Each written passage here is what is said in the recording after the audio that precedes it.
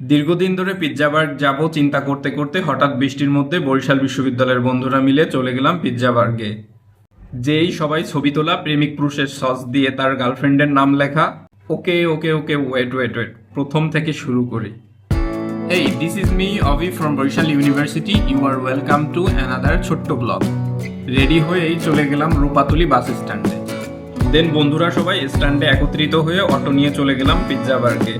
Pizza বার্গের ইন্টেরিয়রটা বেশ সুন্দর।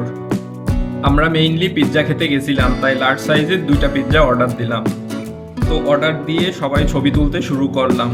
আমিও আমার চাঁদের সাথে ছবি তুললাম। না, যে চাঁদ ভাবছেন সে চাঁদ আমার না, এটা পিৎজা বার্গে। তো ছবি তোলা শেষে এর মধ্যে আমাদের পিৎজা চলে আসলো।